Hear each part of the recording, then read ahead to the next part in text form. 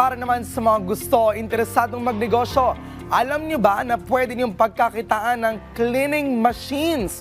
Alamin natin ang sekreto ni Harold Feliciano at ng kanyang booming cleaning machine business dito lang sa Negosyo Tayo.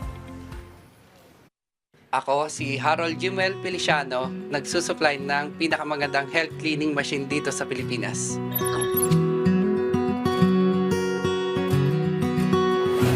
Dahil sa mga tito, tita, and mga pinsan ko po. Sila po yung kauna-unahan na nag-distributor dito sa Pilipinas ng machine po natin.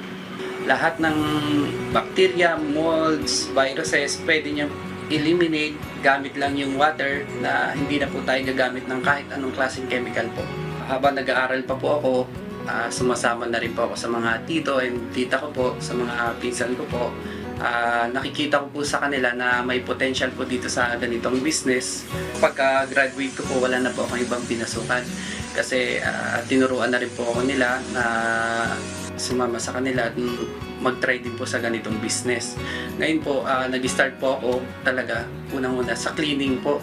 Sumasama po ako sa mga cleaning services, mga naglilinis ng kama, sofa, carpet. Ngayon po, nagtayo na po ako ng sarili ko po at nagbebenta na rin po kami ng machine. Ang course ko naman po is malayo po sa business ko ngayon kasi dati po computer science po yung tinapos ko, pero ngayon po nandito po ako sa sales po. Pero yung wife ko naman po, siya po as a teacher, malaking tulong po para sa akin kasi partner po talaga kami.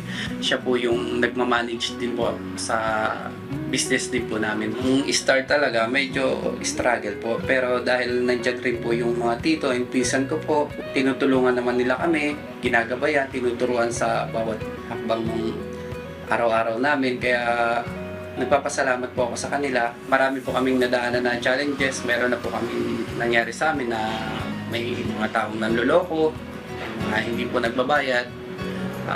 Basta kaya naman po natin i-handle. Nandiyan naman yung family natin, yung tamang gabay din po. Nagpapasalamat po ako kasi hanggang ngayon po tuloy-tuloy po yung business namin. Sabi nga po namin, hanggat pag wala ng alikabok ma'am, wala na po kami negosyo. Nandito rin po kami para tulungan din po sila para sa mga, especially sa may mga asthma, breathing problems, may mga kids, may mga pets, at saka yung mga mahihilig maglinis. Handa po kami tumulong sa kanila ma'am. Malaki po ang epekto ng una ma'am.